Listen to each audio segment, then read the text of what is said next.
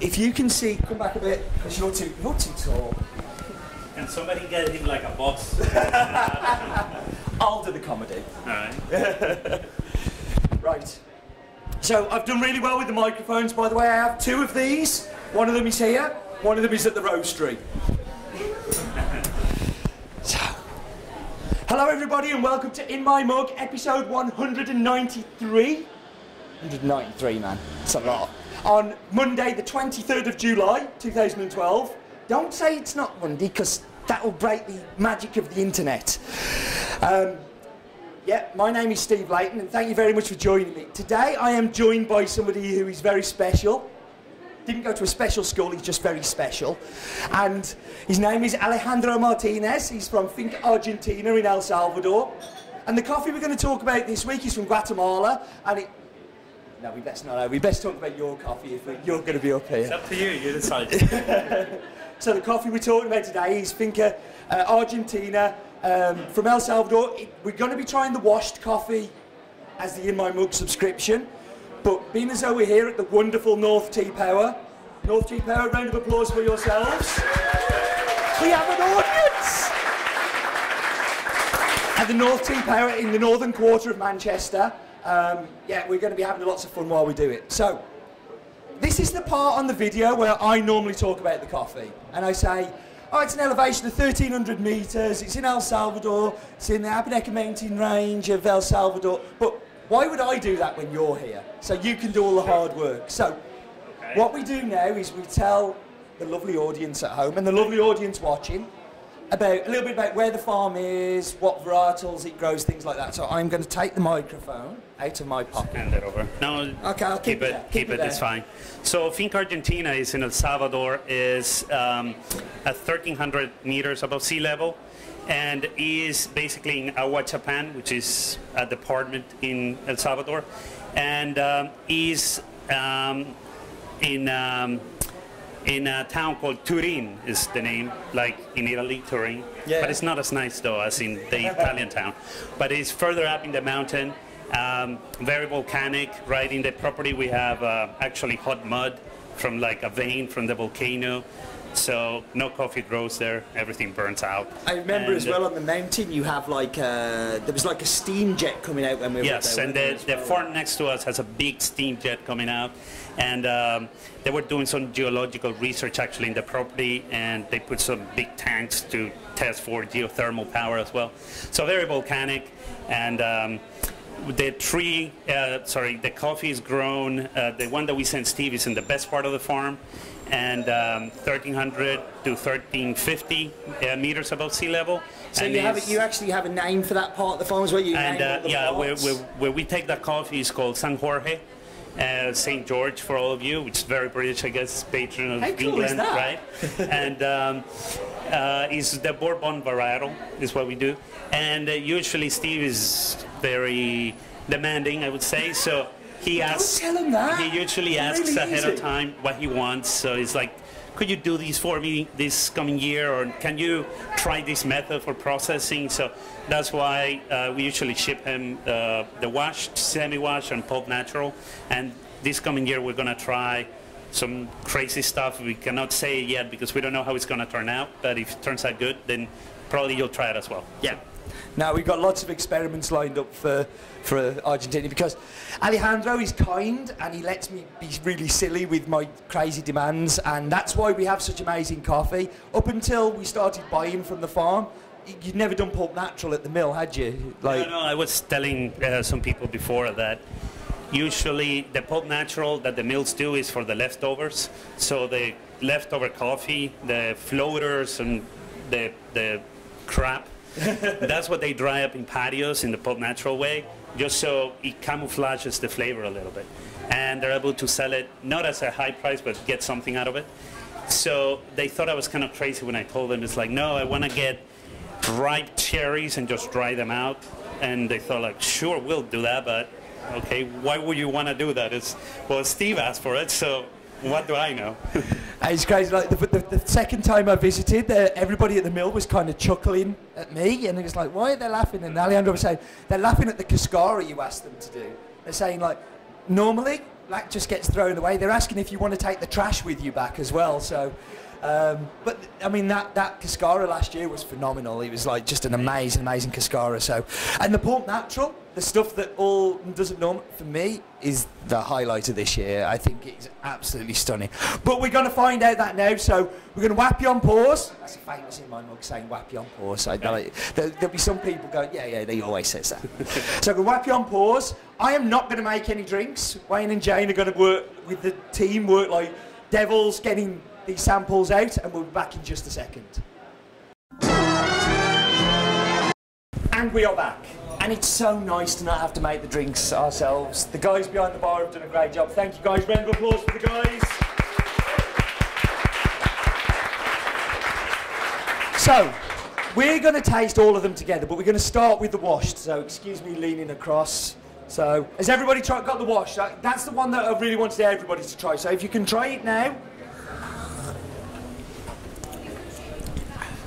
So, for me, it starts off like a very, very typical El Salvador. And El Salvador's typically a sweet, chocolate, balanced, smooth, just a nice, easy drink. But on the back end, I get this like orange, and I've got the descriptor on the back as blood orange, because it's a very sweet orange. It's not, you were complaining this morning about the orange juice in the hotel. No, not the oranges, the oranges. They The were oranges. very bitter. Yeah. And that's like, this is a sweet orange, this is very different. And I get this like little shoulder of blood orange in there, and I really like. Well, what do you think? No, I think that's right. He thinks I'm right. So has anybody else got any other descriptors from this coffee? And nothing is ridiculous, nothing is too stupid. Like, I've had strawberry dipped in cow dung before, so you can have really silly descriptors. So has anybody got any descriptors other than that? Buttering. Pardon? Dark grapes, for sure. I think the acidity is very, very like winey-like. That's good. Any others? If I was going to describe it as a shake, it would be very cubic. It is very efficient. There's a lot of flavour in there. Well balanced. Very cubic was the description, and I can't. It's for me. It's a perfect El Salvador. It's like it's got all of the balance that I expect. It's got all of the smoothness and the balance. It's nothing is out of kilter. Nothing is. We may find that a little bit further on, but this one, I think, like, works really well in a blend. I love blending with this coffee. If you sold me some more this year, I'd blend with it more. But you didn't sell me enough. Well, we had a bad crop this year. So. And that's actually a good part. I'm going to give you the mic. I'd like to just kind of talk to the people about what happened in El Salvador last year and why it was different. Sure. Do you want me to talk about it? Yeah, so why was the crop So, down? well, last year in October, usually the wet season starts to go away. September is very rainy, and then October starts to get more dry. And we start harvesting depending on the altitude of the farm, but usually in October you get the low altitude farms, they start the farming. Then November, the medium altitude farms. December, January, February, you get the high altitude farms. And unfortunately last year we got in October, towards the end of October, 10 days of straight rain, and that really messed up the crops for everybody. And it rained. It wasn't that it rained that all those days. It rained very heavily. So we got in 10 days the amount of rain that we usually. It was about 40% the amount of rain that we usually get in 1 year. We got in 10 days. So it was a big mess in the country. And even if you were able to go and pick up the coffee, you couldn't get it out of the farm because there were no roads. All the roads were washed out, and it just complicated everything for everybody. So yields were down about 40% across the board pretty much. And I kind of got that from lots of other producers as well, that they had the same problem. So they were able to pick the coffee and it sat on the farm and just rotted. Because if you don't get it to the mill in time to do the washed process that this one is, or the other processes, then you're in trouble. The coffee's not going to be very good. So somebody also asked before we did these what washed coffee meant. And basically what happens, you depulp the coffee once it's picked. So the coffee's in a cherry, you remove the cherry. Now, on Argentina, they do it a little bit differently to lots of other places where they don't use water to submerge it under. They just depulp it and leave it to ferment in its own juices and its own kind of mucilage. And then they do the wash process 8 hours later. They'll run it through the water mill and take the mucilage off that's broken down. And I think that comes across in the cup as well. that's where lots of that sweetness is coming from. It's kind of almost like a pulp natural, but not. The mucilage stays around a little bit longer, and it was interesting to talk about that earlier. But moving on, the pulp natural. So, have we all got pulp natural? Or yeah? Let's try this one.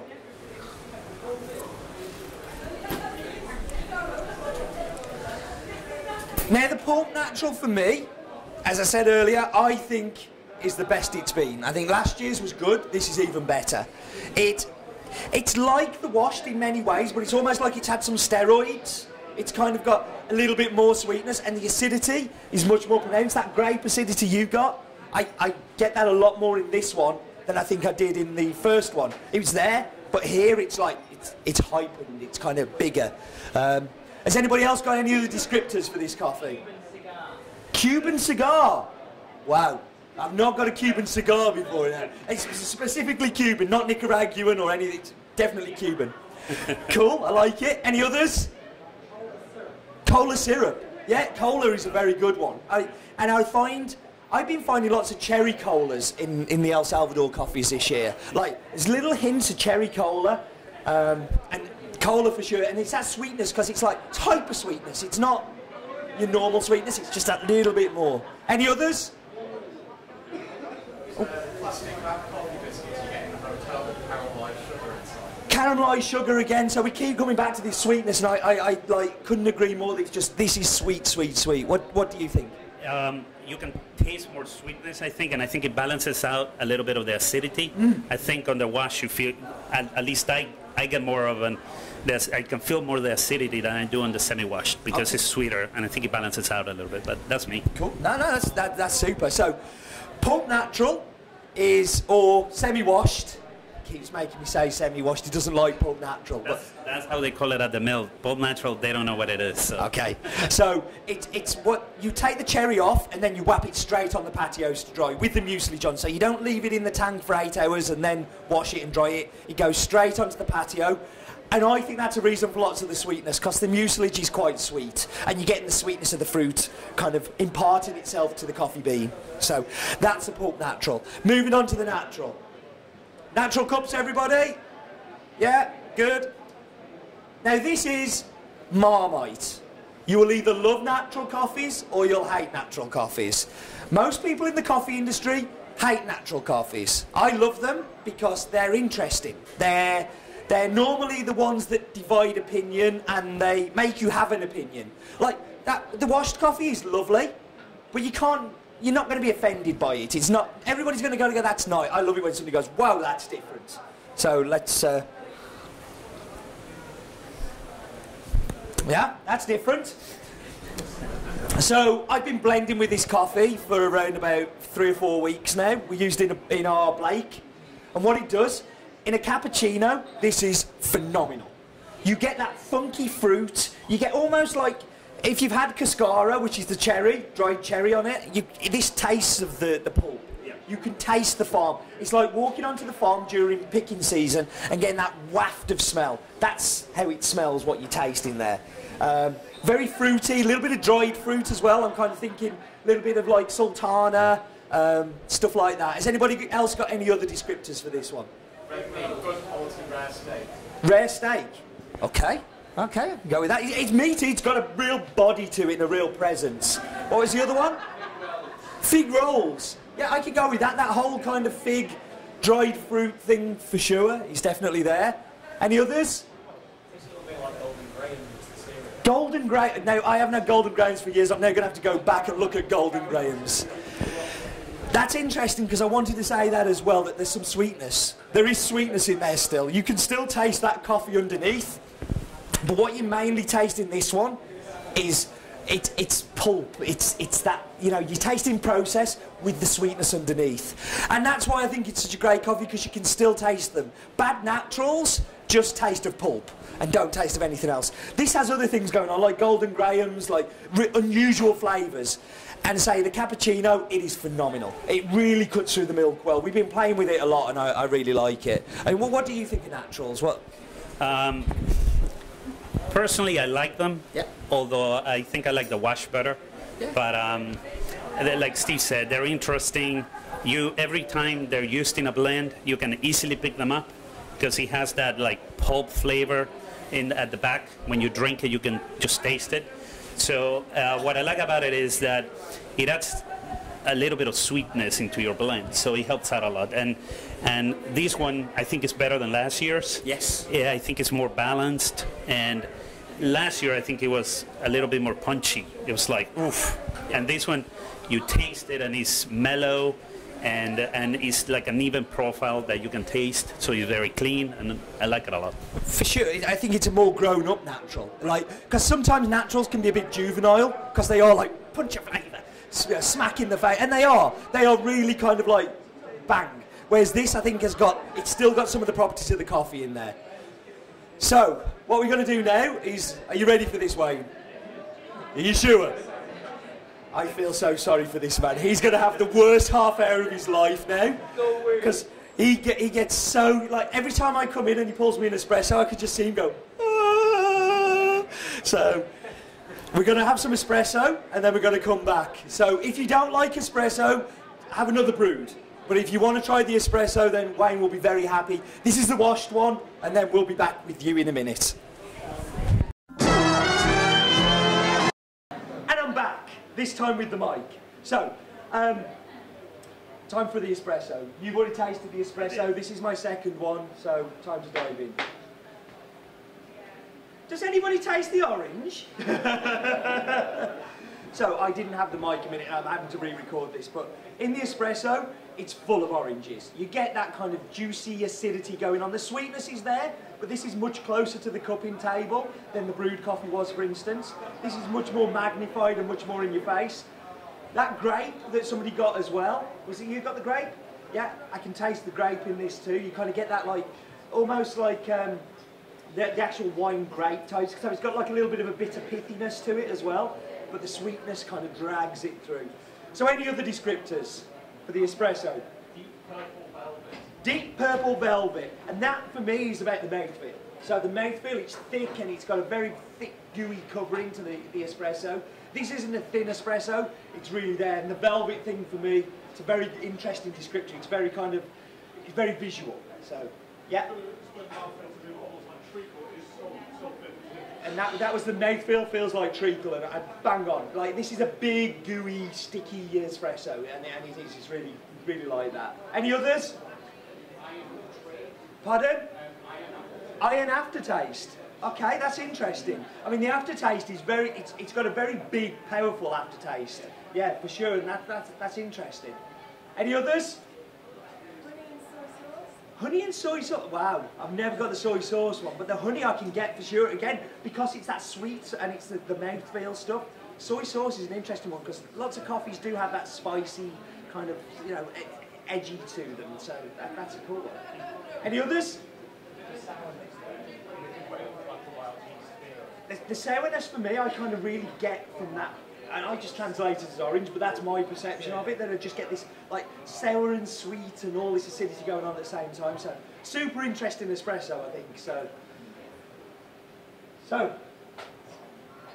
don't know, I think we should wrap up because we got some beers to drink and we got to go, and everybody's like staring at me going beer. So thank you very much for coming, everybody. It's absolutely awesome, the turnout. I'm absolutely blown away. Come up and say hi to Alejandro at the end. Come and ask him questions. He's very good at that kind of stuff. Skill. And if you want to talk to me as well, that's fine too. I'm not so skilled at it. Thank you to Wayne, Jane and the team for this. It's been absolutely awesome. A huge round of applause for these guys, please. Great job. And sorry if this has been a bit harder to watch than normal. It's kind of difficult in a live place to do this stuff. So, yeah, thank you for watching at home. And do remember, life is too short for bad coffee. Done.